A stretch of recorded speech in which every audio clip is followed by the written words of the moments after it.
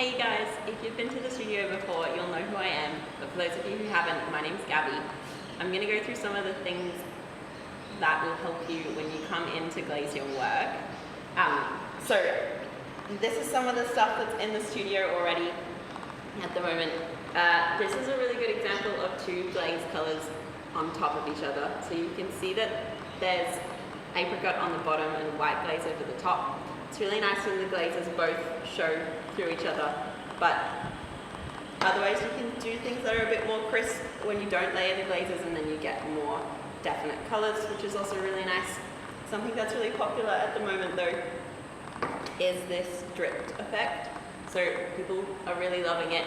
It's a really simple thing to do. You basically just get a sponge, water your glaze down a little bit and squeeze it as you run it around the rim so that the glaze runs down as you go. Yeah, it looks really cool, and you can do it with any colour you like. When you want to do things that are a bit more detailed, we have some smaller brushes, and that way you can paint like whatever little details you want on your piece. And with colours that stand, then you get multiple colours on top of each other, which can look really cool too. So I'm going to glaze something for you. It's going to turn out a little bit like this in the end. The blues are a really nice glaze to work with because they melt into each other really well. So you can see that there's a couple of different blues through here, and with the white, which makes it look really nice. So this is what I'm going to do with my little cup as we go.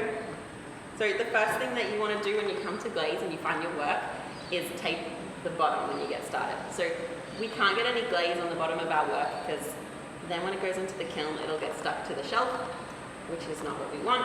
So we use the tape around the edge so that we not only don't get any glaze on the bottom, but that we have a nice little buffer in case the glaze runs in the kiln. I'm going to get myself this. You want to give the glaze a shake so it's really well mixed up.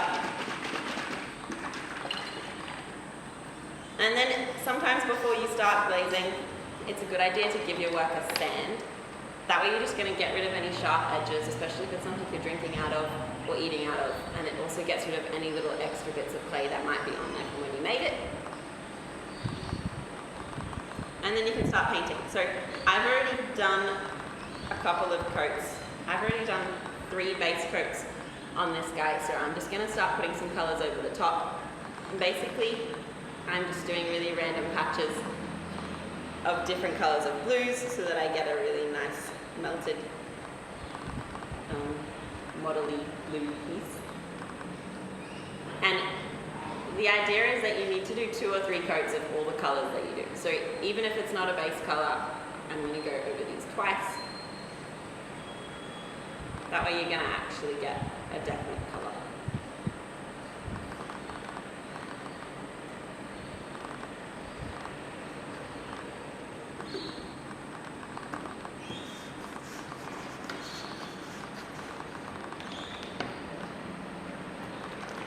Something that people tend to do wrong is that their colours end up too light because they don't do enough coats.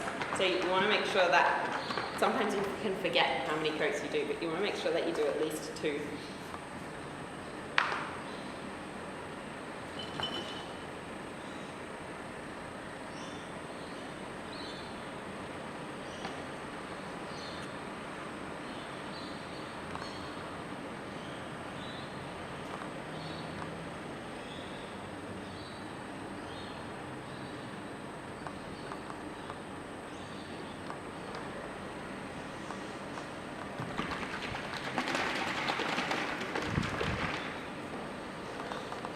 So when you first make your piece, it takes 2 weeks before you can come back and glaze.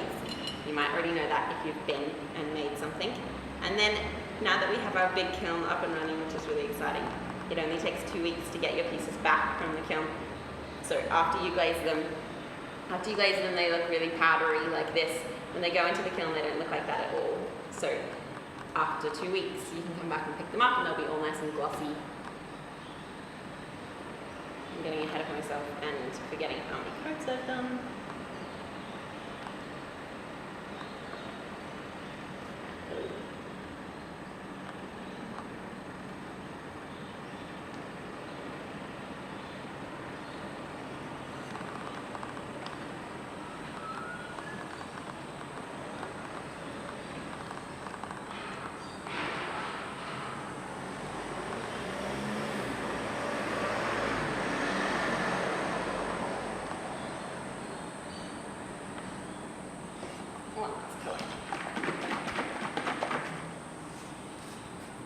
So there's also a couple of different types of glazes that we use in the studio. Some of them aren't food safe, which means that you can't use them on anything that you're going to eat or drink out of, or obviously that your pets are going to eat and drink out of. Those colours, there's not a lot of them, but we have other colours that you can use. And the other thing is that we've got 2 different temperature glazes. So you can do a couple of different temperatures in the firing and you'll get a different look each time.